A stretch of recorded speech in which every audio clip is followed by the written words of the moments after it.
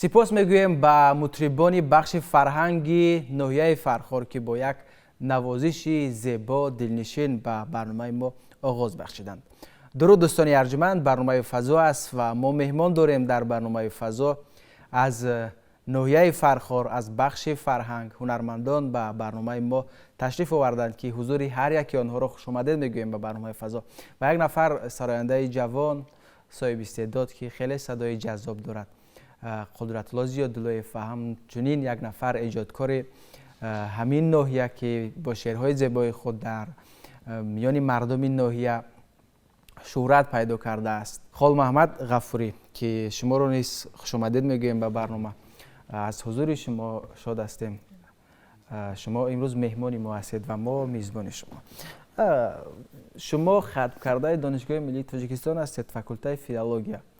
اما برای ما یک چیز جالب است که صنعت، آوازخوانی، سرایندگی از کجا در دل شما پیدا شد و چرا مثلا نرفتید و در دانشکده صنعت و یا اینکه در یگان مثلا مکتب‌های موسیقی تحصیل نکردید و در رشته فیلولوژیا تحصیل کردید؟ تشکر که سوال از من آغاز کردید. راستی بار شوق هنرمندی در دل من از آوان خردسالی بود. بیشتر در خردی تقلید کاری میکردم. با کی؟ با بسیاری از هنرمندان، از جمله هنرمندی همون وقت مشهور و تا حالا هم مشهور است و هیچگاهی از دلی ما هنرمندا و بخصوص مخلصانش بیرون نمی رود. اینم کرامت الله قربان بود که من اون کس تقلید میکردم. استاد پردن قاسموف بودن که اون کس تقلید میکردم. بعد آیسته آیسته چون آواز بزرگتر شد، احمد باباقلوف تقلید میکردم، عبیدالله رجبوف تقلید میکردم. خلاصه که زیادی بله زیادی از هنرمندا را سبک هاشون اون چیزی که گردش هایی که اونا استفاده میکنن، اون اگر بگیم که سیکرتی که اونا دارن، انا همونا را گوش میکردم و از اونی که شنوایی هم بسیار خوب بود، شنوایی موسیقی هم تقلید میکردم، همه موزیک ها را میگرفتم و پس آن شوقم به آهنگسازی بسیارم باز جوش زد. اولین آهنگ خدا سال 2000 خطا نکنم 10 بود ایجاد کردم. شما چون در رشته ادبیات خواندید و مثلا رشته ادبیات بیشتر با شعر، با ادب، با نثر، با این چیزا سر و کار دارد و طبیعی است که شعر علاقمندی خیلی زیست دارد با موسیقی. یعنی همون شعر و شاعر در اساس موسیقی می نویسد، با موسیقی که در ذهنش هست اون شعر رو ایجاد می کند. این برای شما کمک کرد در انتخاب متن ها، در انتخاب غزل ها، اون شعرهایی که مثلا کلاسیکان ما می سرایند؟ میدونید وقتی که من به دانشگاه آمدم و از جمله درس فنی نظم شناسی خواندم، وقتی که من اوزان شعر از خود کردم، نمیگویم که به پرگی اما به اندازه خود، وقتی از خود کردم، این برای خصوصا برای آهنگسازی برای من بسیار کمک کرد. بله. زیرا که وقتی که ایجادکار وزن شعر به نظر گرفته چیزی ایجاد میکند، فکر میکنم اون بهتر است از اون نفری که وزن شعر نمیداند. وابسته به همین به شما یک سوال دارم. مثلا هنرمندایی هستند که آهنگ ایجاد میکنند و بعد به خاطر آهنگ شده مثلا بعضی از غزل ها رو، بعضی از متن ها رو عوض میکنند که این مثلا بعضا وقت به معنی و منطقی همون شعر لطمه میارد و بعضا مثلا همین کار رو میکنن. یک غزلی که یک شاعر کلاسیک اون رو سراییده است. بله. خب شما با این چی اندیشه دارید؟ آیا این درست است؟ همون چیزی گفتگی من است که همون گفته من است که وقتی که وزن شعر میدونی، همون چیزا میتی که شاعر همون چیزا داد. بله. همون چیزا داده به شنونده میتوانی. من پشیمان نیستم از اونه که بر رشته فیلولوژی سپردم، نه بر رشته صنعت. زیرا که صنعت تا اندازه بچه لازمی خودم شاید با اوج اعلا نفهمم، اما اون قدری که به خود من لازم است همون قدر میفهمم. واقعا تشکر زیاد. و اینجا خال محمد غفوری یک نفر شاعره که در ناحیه فرخار مثلا شناخته هستند، شعرهایشان رو مثلا مردم میخوانند و عنقریب 4 مجموعه روی کار آورده. تا جایی که میدونم بیشتر شما در ژانرهای مثلا رباعی و غزل شعر میگویید و خب بیاید از شعرهایتان حرف زنیم. چرا در این ژانرها شعر میگویید و بیشتر مثلا شعرهای شما جنبه های اخلاقی دارند، تربیوی دارند؟ ما بسیار وقتی که رباعی های خیام میخونیم، غزل های حافظ میخونیم، بلدیل میخونیم، راستی گپ با همی بسیار مرا به یک شور آورد که مثال رو با رباعی و با غزل آوردن. خب در این ژانر بسیار باز سرودهای با می نیستیم درباره غزل، مثال وطن، درباره وطن، مادر، نمودی سروده که مثال با آهنگ میمونیم. من خودم آهنگ میمونم. حافظ وقتی که من خودم حافظم مثال ما سرود ایجاد میکنیم با برای یگون سراینده میدیم. واقعا خیلی مهم است وقتی که یک نفر آهنگ رو درک میکند هنگامی نوشتن شعر به اشتباه راه نمیتید، یعنی همون وزن رو رعایت میکند. میتوانید چیزی برای ما بخونید از رباعی، غزل، هر چیزی که برای شما پسند است؟ ای مادر بهتر ز جان، زیباست با تو این جهان. هر کس که قدرت میکند یابد بهشت جاویدان. هر گفته پند است مرا، شیرین تر از قند است مرا. مادر دعایت رهکشا، در مشکل و بند است مرا. باشی تو کانی با صفا، بعد از خدا باشی خدا. به تو ندارد عزت شاه و وزیر هم گدا. تشکر زیاد. سپاس به شما، خسته نباشید. بار دیگر خوش آمدید برای ما. قدرت‌الله شما چی آوردید با برنامه ما؟ چی ترانه آوردید که با اون میخواهید دل بیننده ما را شاد کنید؟ خب یک شعر از استاد لایق همراه همکارا برادرها کار کردیم و اینجا دستاویز برای بیننده عزیزی تلویزیون سفینه آوردیم. خب بفرمایید، ما مشتاق ترانه شما هستیم.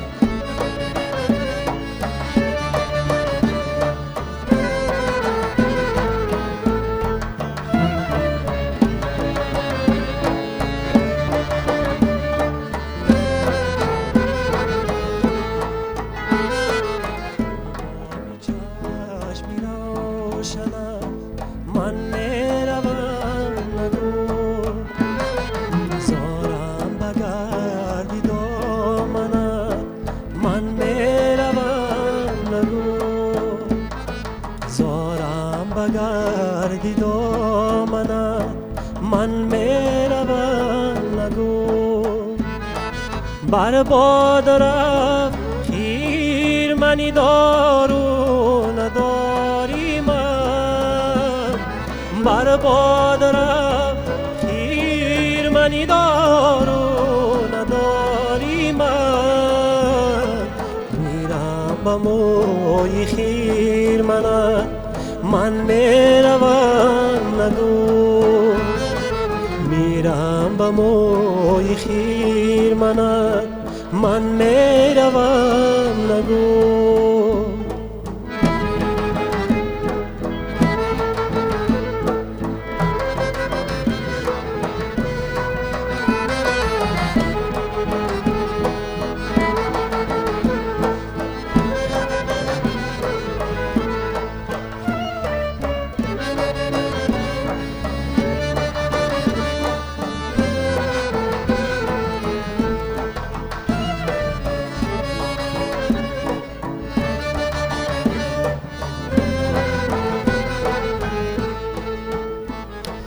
تا دستی تو بگردنم گردون به دستی تو تا دستی تو بگردنم گردون به دستی تو تا دستی من بگردنم من میروم نگو تا دستی من بگردنم من میروم نگو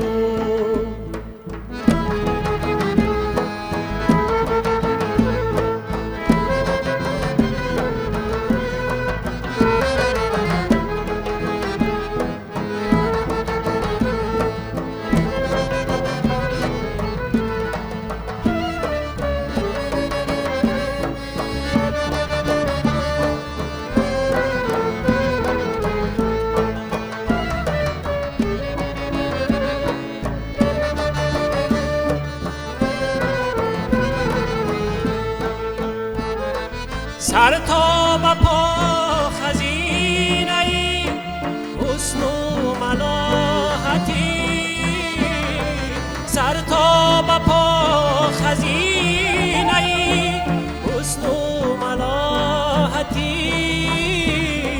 جز این بهانه جستنم من میروم نگو جز این بهانه جستنت من میروم نگو قربانی چشمی روشنت من میروم نگو زارم بگردی دامنت من میروم نگو زارم بگردی دامنت من میروم نگو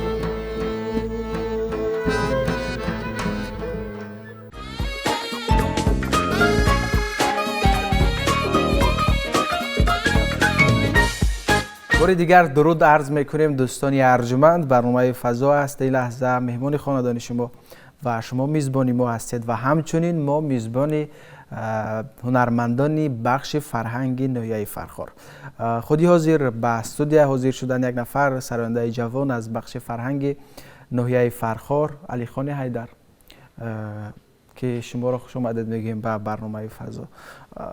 با برنامه ما بیشتری وقت نفران میگن که در رشته موسیقی تحصیل نکردند ولی هنر و استعداد خوب دارن و واقعا هم یعنی همون هنر استعداد که در وجود انسان است. مهم نیست که در کجا تحصیل میکنیم، مهم نیست که کدام رشته رو انتخاب میکنیم، مهم آن است که آن هنر چگونه از وجود تو بیرون میآید. و شما دانشگاه تربیت جسمانی رو ختم کردید و جالبیتش این است که در رشته کراته. خب بعد از این سوال کنم، شما در یگان مسابقه های شرکت کردید، مسابقه های ورزشی؟ من در بعضا مسابقه های ناحیوی. کدام سال بود؟ طول اشتراک میکنید؟ نه حاضر در رشته هنر کار و فعالیت دارم. یک سالهای 2015 2016 بودم خیلی اشتراک میکردم در بعضا مسابقه ها. خب چرا رشته ورزش رو ترک کردید و به صنعت آمدید؟ از سن خردسالی هوس داشتم در صنعت. خب و رشته صنعت هوس داشتم و بعضا حجت‌های خودم را به دانشکده تربیت جسمانی سپردم. همین طور هنر خود را سیقل دادم در آنجا. در محفل ها شرکت در محفل های محضر اشتراک میکردم، در چورابینی ها، در جشن نوروز عجم، سال نو ها اشتراک میکردم و بعداً با هنرمندان همکاری کردم. استاد سنگلی میرزایوف، استاد سفرعلی عیسایوف، خیرالدین شریف و بسیار هنرمندان همکاری کردم و در جوده صنعت کار خود را دوام دادم. خب امروز چی دستاویز آوردید با برنامه ما؟ چی ترانه آوردید؟ ترانه وطنداری است با همراه اشرف دلشاد که این حال در اینجا حضور ندارم، با استاد عیسایوف سفرعلی و برادران آهنگ بستیم. میخواهیم که یک سرودی متن از کی است؟ متن از نورالدین شمسی. نورالدین شمسی. بله بله. خب تشکر زیاد، ما مشتاقیم که ترانه شما رو گوشتیم. سلام باشید. مرحمت.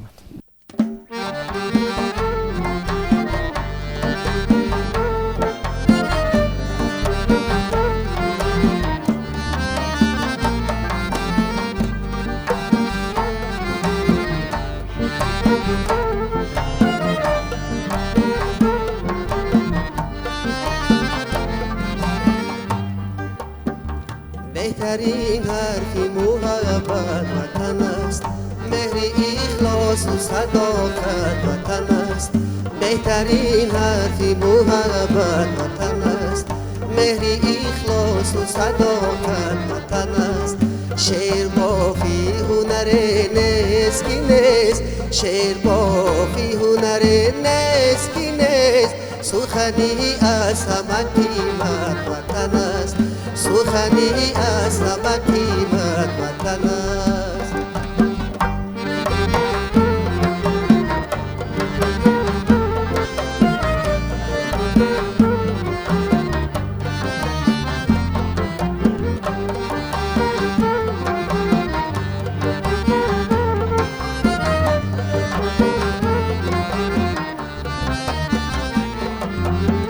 شاعر و شعر خدا دادی است، شاعر و شعر خدا دادی است. جرأت و کوشش و زحمت وطن است. شاعر و شعری سرداران است، شاعر و شعری سرداران است. بهر او دولت و ثروت وطن است، بهر او دولت و ثروت وطن است.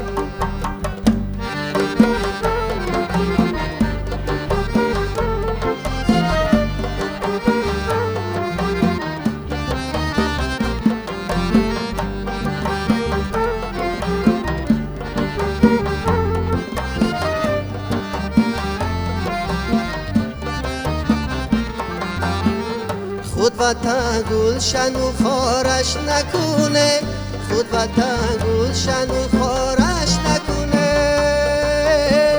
بر وطن دار غنیمت وطن است. گر وطن را همه مادر خواند، گر وطن را همه مادر خواند. مادری میلت وطن است، مادری میلت وطن است.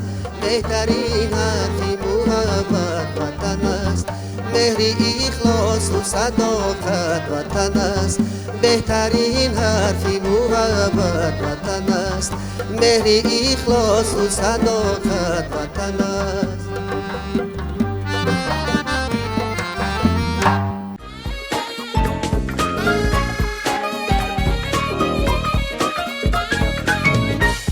بار دیگر درود عرض میکنیم دوستان ارجمند. برنامه فضا است و یادآور میشویم که در برنامه امروزه ما هنرمندان بخش فرهنگی ناحیه فرخار حضور دارند و خود حاضر باز به استودیو یک نفر مهمان دیگر تشریف آوردن از بخش فرهنگی ناحیه فرخار، قدمشاه شیرعلیف.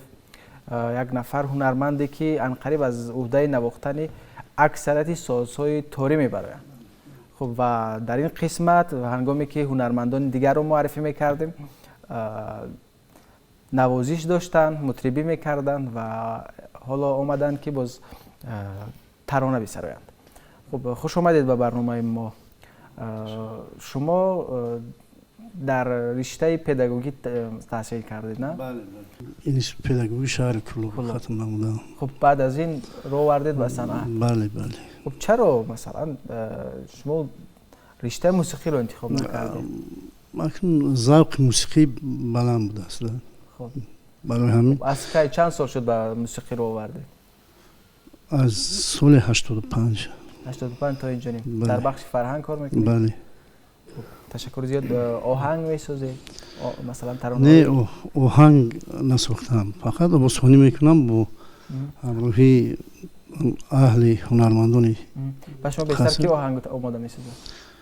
آهنگ های عموما خاص رو همین کی سفر علی بسیار ترانه بودم. بازخوانی هم میکنید ترانه‌های ما؟ بله بله.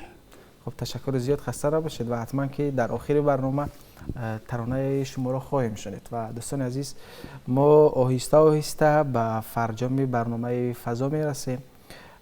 بار دیگر یادآور میشویم که در برنامه موزه فضا حضور داشتم هنرمندان بخش فرهنگ ناحیه فرخار و در آخر باز هم خال محمد غفوری از ایجادیات خود یک چند ربایی برای ما پیشنهاد میکنند و بعدا ترانه میشنویم. خب بفرمایید برام. هستی وطن ز ملک دارا به است، لایابه او ز آب طلا به است. یک خنده گلخونش ای دوستی عزیز، از یاری دلبران دنیا به است. تشکر. باز هم همه کار جهان بیهوده باشد، دل آدم به غم آلوده باشد. نبیند در جهان روز نکویی، دل مادر کسی آزرده باشد. تشکر زیاد و واقعا به موضوعهای اخلاقی بیشتر توجه دارید. بار دیگر شما را خوش آمدید میگیم به برنامه فضا. ترانه‌ای که شما امروز به برنامه ما آوردید چی ترانه است؟ مال کی است؟ خلقی بنفشه. خب تشکر زیاد و دوستان ارجمند، همینجا در رسیدیم به فرجام برنامه امروزهای فضا. با شما بودم فرقت نظام و هنرمندان بخش فرهنگی ناحیه فرخار و با یک ترانه دلنشین به برنامه حسنی انجام میبخشیم.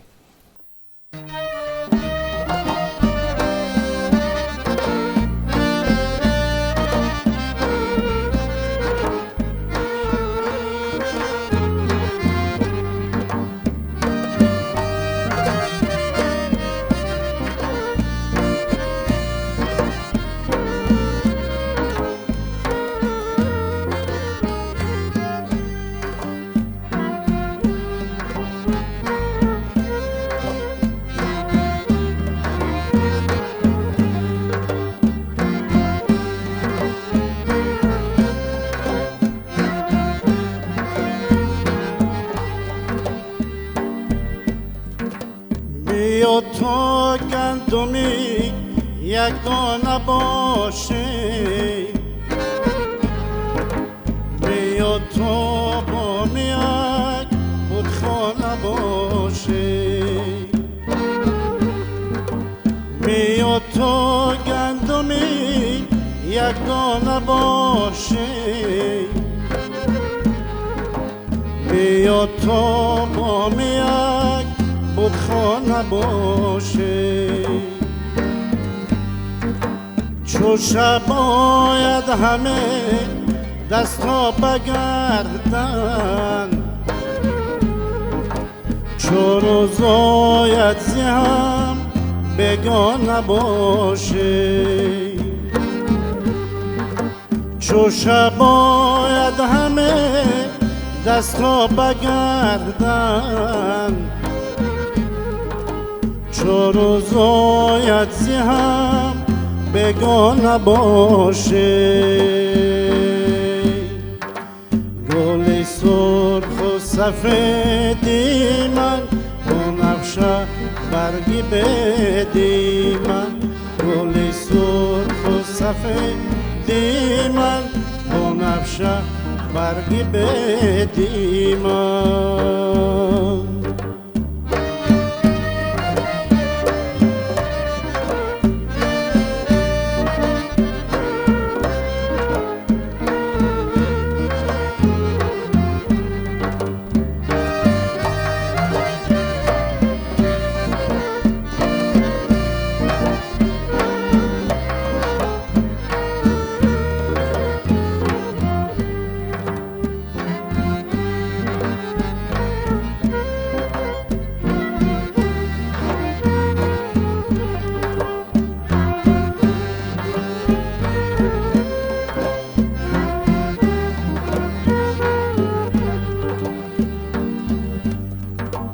مرا تو با دن و شب کردی آخی، چو زلفت پشتی گو شب کردی آخی. مرا تو با دن و شب کردی آخی، چو زلفت پشتی گو شب کردی آخی منو چون شمدت دادی زی هجرت زی سوزی دل خموشم کردی آخی منو چون شمدت دادی زی هجرت زی سوزی دل خموشم کردی آخی گل سرخ و سفیدی من بنفشه برگی بدی من گل سرخ و سفیدی من بنفشه برگی بدی من بنفشه برگی بدی من